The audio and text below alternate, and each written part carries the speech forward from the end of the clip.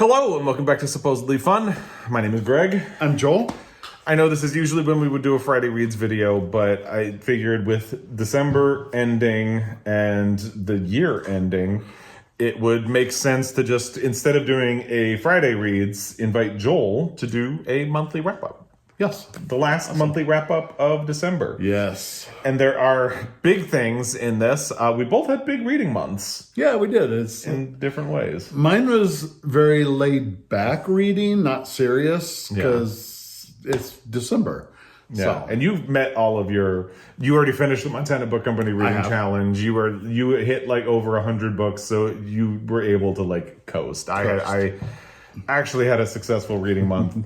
But I'm down to the wire finishing all of those obligations. Speaking of which, actually, the first thing we should talk about is Montana Book Company announced on Instagram today, as we're filming this, that they are going to be closed the first week of January so they can do renovations. They're going to redo the bookshelves along the walls in their store.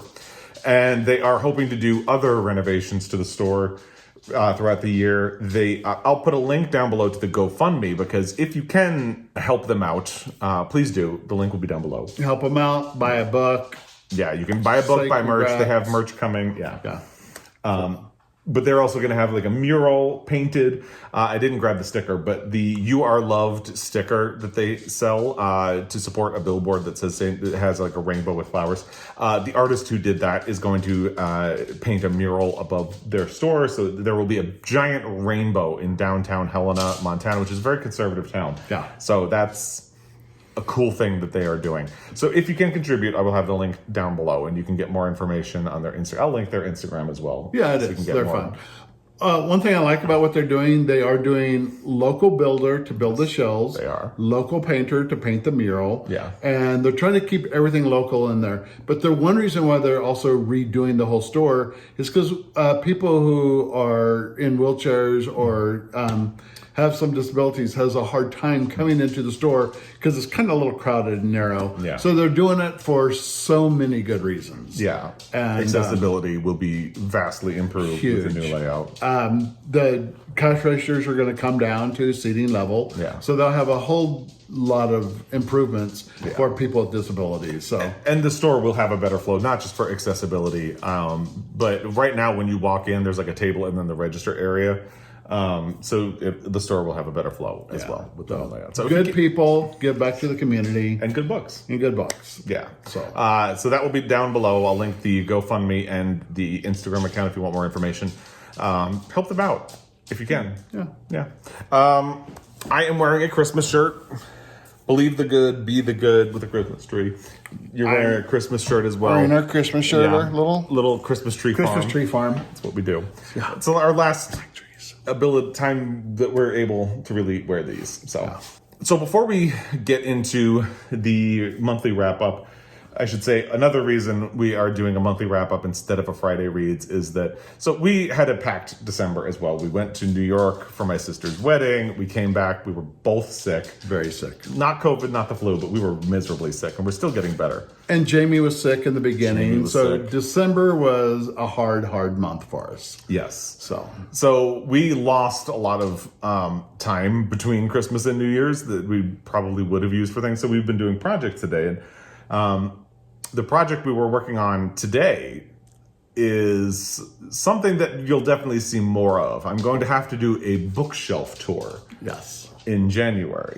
Somebody is getting a brand new library. Oh, I got it. It's we spent a lot of time putting it together today. There are like final touches and finishing up to do tomorrow. I think we've rearranged twice, but I think it's a good flow now. We did. We had a plan for how we were going to lay it out.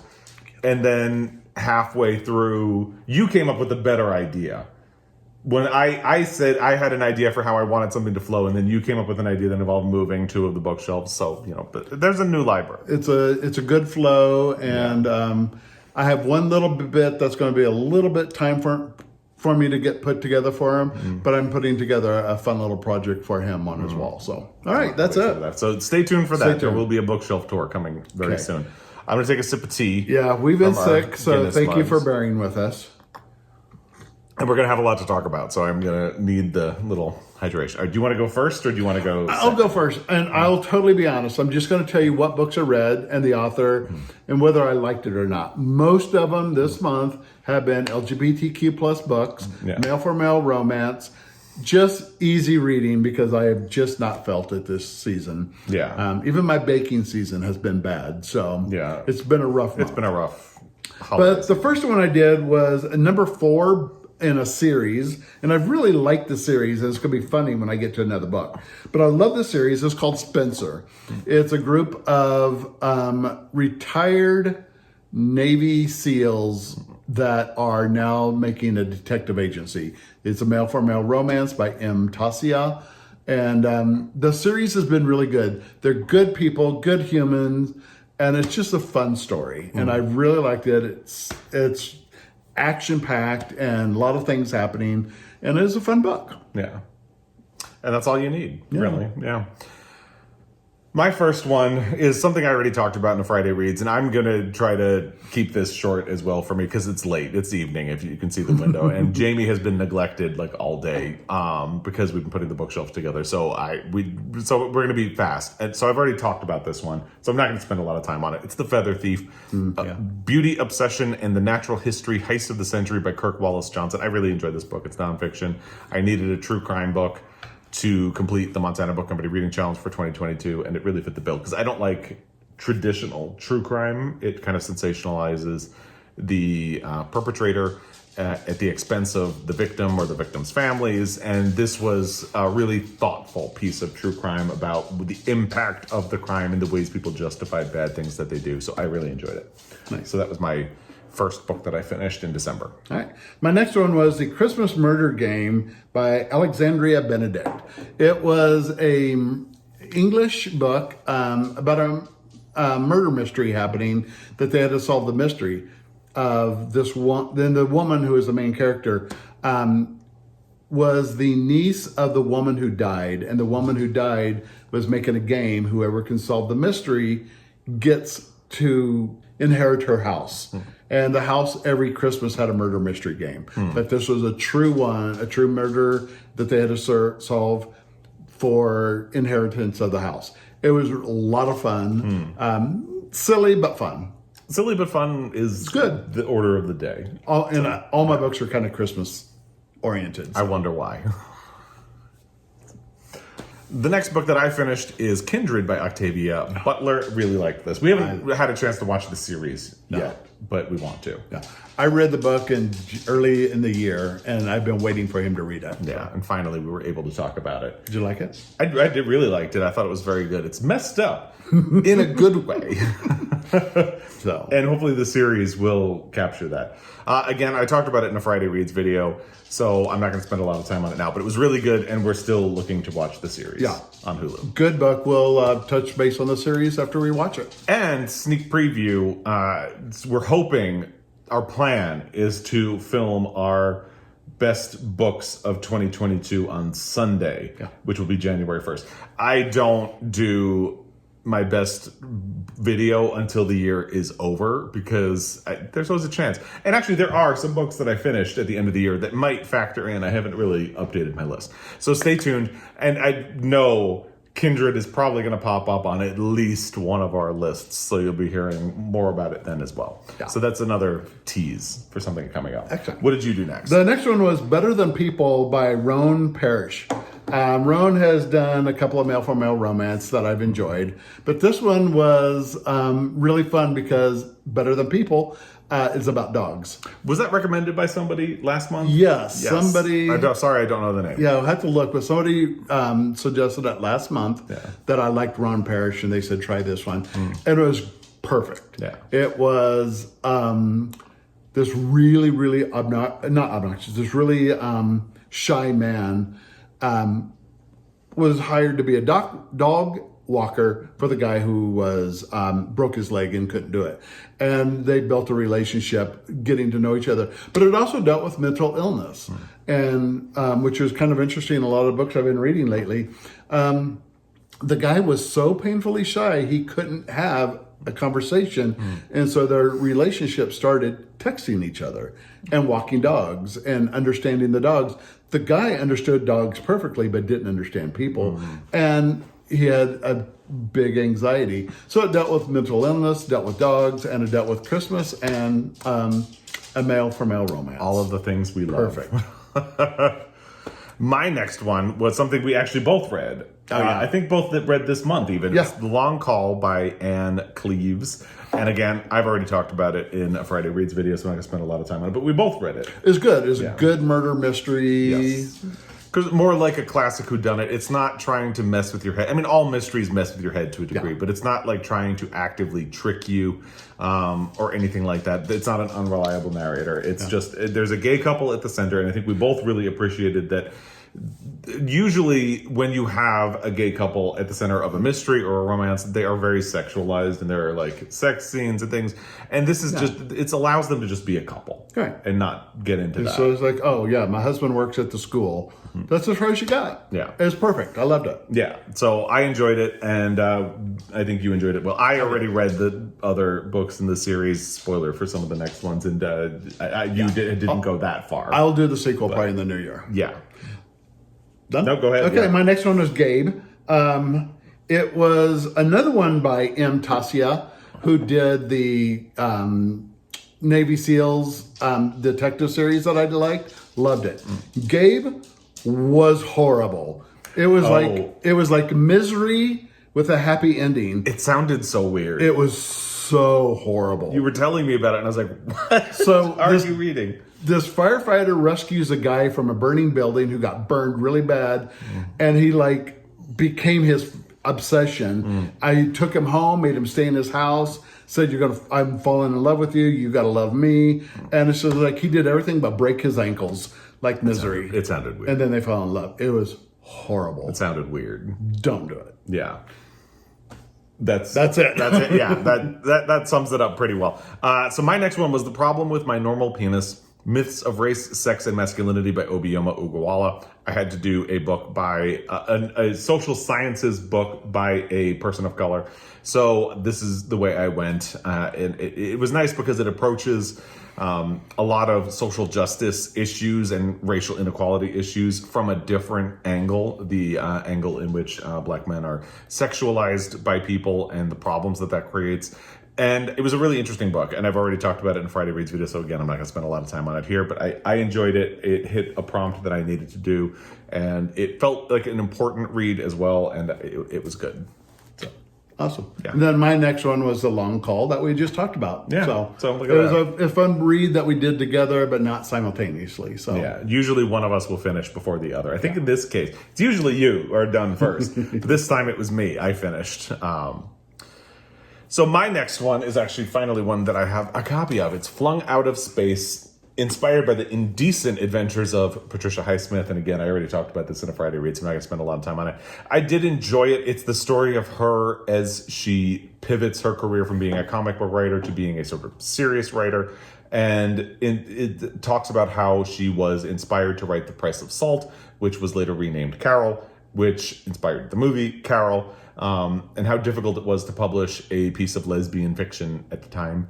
It does feel a little bit slight. It does introduce a lot of topics, including what a difficult, awful person she is. And it doesn't quite grapple with them. I would have loved to see another 50 to 100 pages on this, because it read really quickly. I read this in a single afternoon. But it was a really good book. This was one of the New York Times 100 notable books for the year. My library didn't have a copy. I figured the only way I was going to be able to read it would be to order a copy. Here it is. And I read it, and it was good. Nice. So, yeah. My next one was The Deal of a Lifetime by Fredrik Backman. Fredrik Backman did the Beartown, Us Against You, and the Winner series that I really enjoyed. Yeah. This was a short story. It was audio. It was like 50 minutes. I had to go to Helena. And it's just a short little Christmas story that he wrote. And it was good. Yeah. It was kind of about death following him, but it wasn't death to take him, but death to protect him. Oh. It's kind of good. Twist. Sweet. Yeah. So that was it. That was it.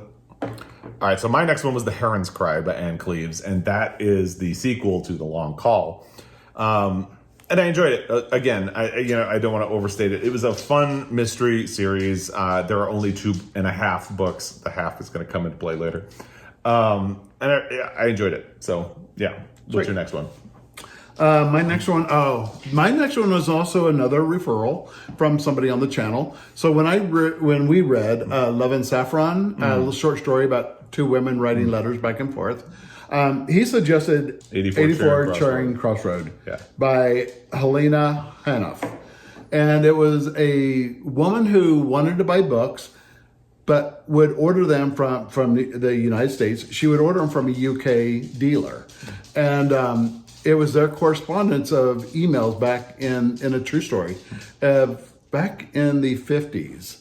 And it was a relationship of how it grew over time. And the letter started off serious, and then she gets a little snarky, and he's very proper, and it's really a beautiful story of friendship among book buyers, booksellers, and the whole time I was thinking of Flint Hills because I order from her a lot, but I've never met her. And they never met either, but they had a really beautiful relationship. There's a part of it where food was rationed for people in the UK. So she would send them eggs and send them milk and send them things that she could by mail so they didn't have to starve. And it is actually really beautiful. So thank you who recommended it. I'm sorry, I don't remember. I need to do 2023. I need to do a better job. We'll do better. Noting who recommends things that we read, because I fell down on that one. So Love and Saffron and 84 Charing Crossroad, both very short, beautiful stories. Loved both of them.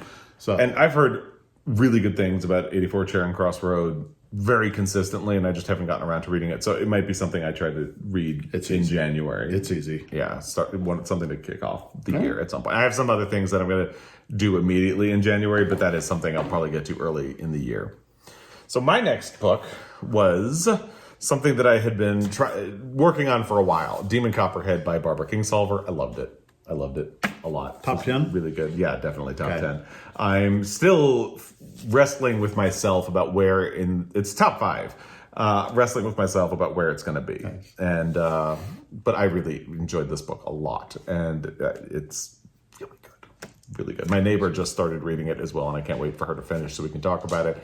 And I didn't talk about this too much in a Friday Reads video. I had talked about it a lot leading up to actually finishing it, so I think I'm going to not spend a lot of time on it now because it's definitely going to pop up in our best of the year, and I'll really spend a lot of time with it then. But I think it's just a really smart, modern update of David Copperfield, which I haven't read, but you can definitely tell how Dickens inspired and influenced every facet of this book.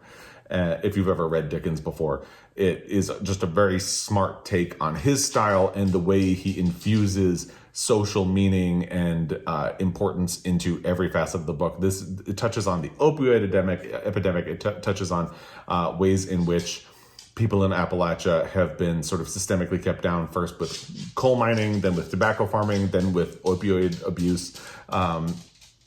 And it touches on poverty and the foster system. It touches on a lot of different things and does them all beautifully. I loved it. I really did. So that was my next one. The next one is really great. I read on the plane going to New York. It's called Christmas Past by Brian Earl.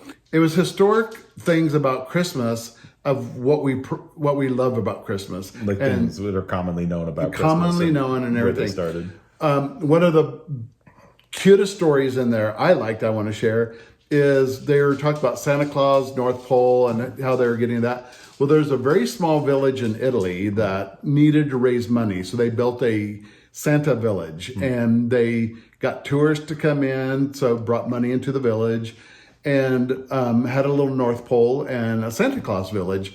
And it really boomed everything in this community and helped them raise money and everything.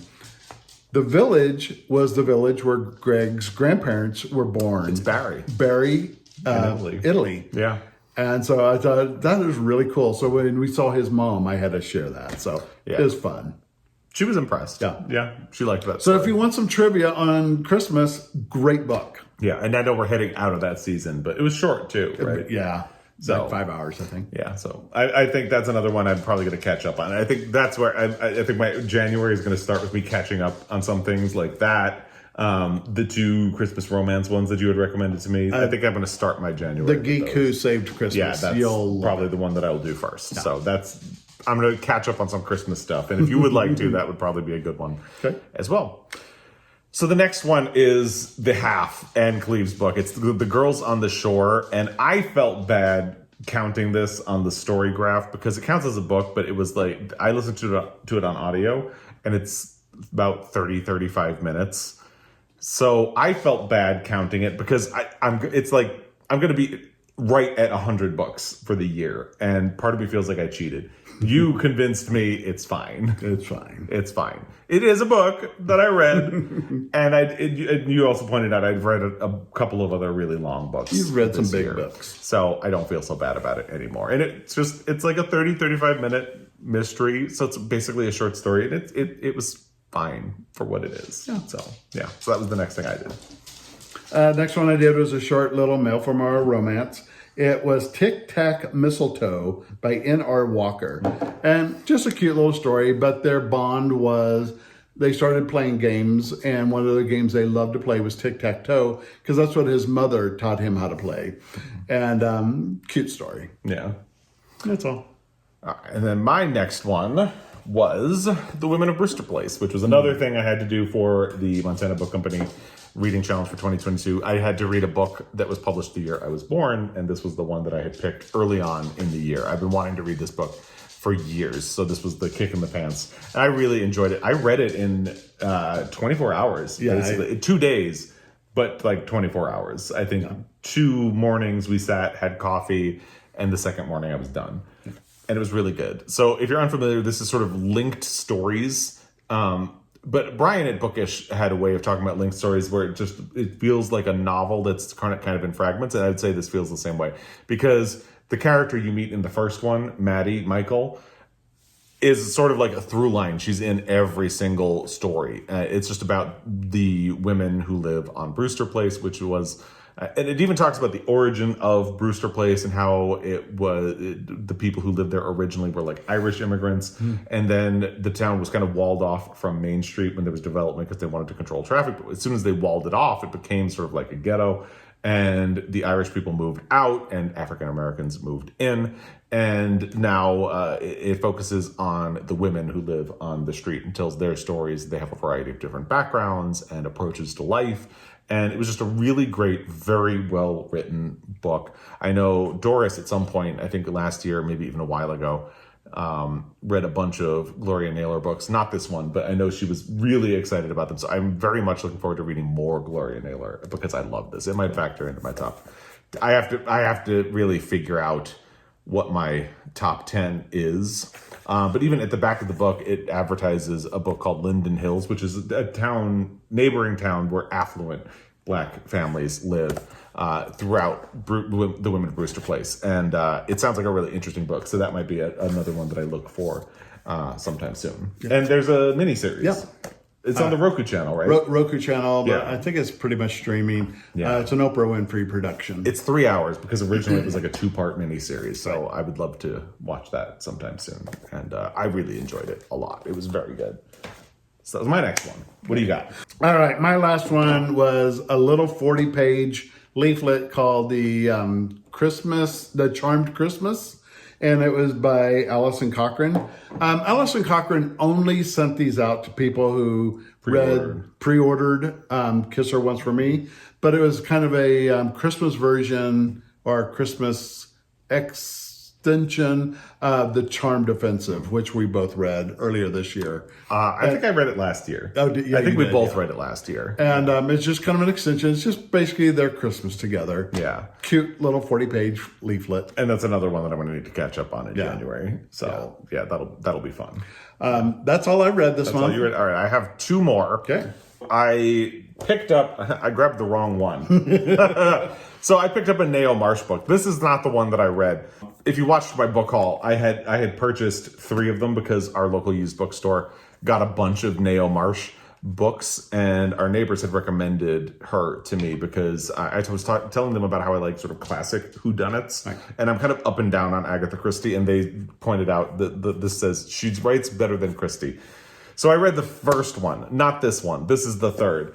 I grabbed the wrong one when I was coming out here. It's called A Man Lay Dead, and it introduces Inspector Allen, who is the mystery. It takes a wild detour in the middle, and I wasn't entirely on board for that, and I don't want to really get into it because it involves a spoiler. But there's a subplot, and then it takes a detour. Like they take down a Russian mob. I'll just say it. Okay. It's weird, and then it gets back to the mystery. So it's a little like Frog and Toad's Wild Ride for a second there toward the end, and then it comes back, and the solution to the mystery is also, I told you what it is. It's wild, but it was well written, it was well formulated, so I'm definitely going to try I have 2 others, and this is the third, so I will try them and just see, because I do like a mystery, but I need to find like the sort of classic whodunits, so this could be a good one. So this is not the one I read, but I did read one. And then the final book that I read was something I did on audio. It was Cemetery Boys by Aidan Thomas, and I really liked it. It's definitely going to factor into... I don't know, definitely. I really need to... Because my top 10 is extremely competitive. Mine too. This year. So I need to really sit down with it tomorrow. So I'll be ready to film on Sunday. Okay. And work it out. But so if you're not familiar, it's a story about a trans boy who is a teenager, and he is part of a family that it's a mystic thing. It's kind of paranormal, and paranormal is really not my thing. It's a little, maybe more fantasy. It's fantasy, but their culture believes in this too. And I think one thing is that, like, when I hear about the Divergent books, we watched the movie, we didn't read the books, and it's like that society was so outlandish and elaborate, but like in all the wrong ways. And this is an extension of Day of the Dead. So his family, they call themselves Brewhex. The women are healers. The men are sort of like police officers, basically. Like they work with the spirits, and if a spirit is around for too long without passing over, it goes maligno, and they'll have to help it pass over. And they will help people pass over as well. And they're very tied to the world of the dead. So this is a trans boy, and his family has not allowed him to do his quinces, which is when he would sort of take his role in the group. And he isn't allowed to do it because he is transgender.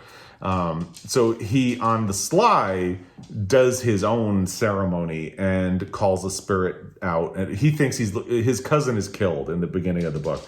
And everybody's out looking for his spirit to try to find out what happened. So he thinks he's calling his cousin. It's not his cousin. And there is a sort of mystery, but it doesn't, it's not, one of the things I really like about it is it allows everything to slowly develop. Like there's a mystery in the background, and it becomes important as the story progresses, but it never feels like the book is rushing. Like it's not rushing toward the mystery. It's allowing you to meet the characters. It's allowing them to spend time together. And they're really great characters. Yeah. I really enjoyed it. The person who narrated it is transgender, and I really enjoyed the way he narrated it. He did just a really good job. He did a great job. So Julian is the spirit that he accidentally conjures, and it's sort of like a stereotypical bad boy. And the way he goes back and forth between the different voices it's really well done, I thought. Very well. So I enjoyed that. I don't know if this is a spoiler, but because he is a transgender boy, so born a girl, girls cannot be Brujas, but Brujos. Yeah. And the book kind of showed, because he really does feel he is a boy, he is able to do these things. Yeah. And it kind of shows his family is like, oh, we get it now. Yeah. So it kind of is a little fantasy on people understanding trans boys. And that is one of the nice things about, because like it's not a spoiler because it happens at the beginning. Right. Like he does his own quinces so he can be a brujo, and it's not a problem at all, actually. So it's ultimately kind of about how we make it more complicated than it needs to be. Right. And it was fine the whole time. And so it's not a spoiler because it happens early in the book. Throughout the book, his family finds out what he did. But like that happens early on. Yeah, it's so I would say really it's sweet. Yeah. And the way it ends is really sweet. And it like he wears a binder. And it deals with that and talks about how as he runs around, it like constricts him. So it does give you a sense of what it would be like to be a trans teenager in that situation. And I appreciated that as well. Good book. Yeah. So then that's everything I finished. Here are the 2 books that I am finishing tomorrow. Like tomorrow's my deadline, but I'm in a good place to be done with both of them. I'm about halfway done with The 30 Names of Night by Zane Jukadar. This is something for Montana Book Company's reading challenge. A book you choose by the cover. Isn't that pretty? So that's why I chose it. And I'm enjoying it. It's I think I'm gonna hold off talking about it for now. Maybe next Friday Reads video I'll talk about it. But it's an interesting book so far. And the other one is The Sheep Queen by Thomas Savage. He wrote The Power of the Dog, and that was my favorite book from last year. So I have wanted to read another one of his books, and I needed a book by a Montana author. He moved to Montana when he was 3, grew up on a ranch here, and then went to the University of Montana, and then he moved away. But because he grew up here and went to University of Montana, he counts. And this book actually does it's set in Idaho and Seattle, but it does deal with Montana too. Yeah. So it counts. And I'm really liking this book so far. I liked the first section more than the section I'm in now, but that's fine. So I should be done with both of them by tomorrow. And when I'm done with them, I will have hit 100 books for the year. And that's a landmark for me because I have not done it since I started keeping track of what I read every year. So that's December. Yeah. That's December. What a month. Yeah. Merry Christmas. Happy New Year's to everybody. Yeah. Thank you for all of your well wishes to us. Thank you. I kind of read the comments, so I see them. Also, Jamie has been doing really, really well. You can hear her pacing because she's been ignored. She's mad at us. But Jamie's doing really well. And a lot of people have asked. She's been very sad. She was a real trooper when we got back from. She did great while we were gone. And when we got back, it was terribly cold. Like we had 2 days in a row that were negative 20 degrees. It was worse in other places, so we didn't have it as bad as some other people did. But, she was a real trooper about that. She is a champion she'll go outside, do her potty, and immediately run back. And she just did it while we were sick. Yeah. She laid low while we were, and finally she started getting frisky as we were starting to get better. So we had to make sure we took her out for walks and things. And that's it. We ignored her while we worked in the library. So so let's end this now so we can spend time with her. And as always, stay tuned for the best video that will be coming next week, hopefully. And as always, I really appreciate your time. And we will be back. Happy New Year and happy reading. All right, bye.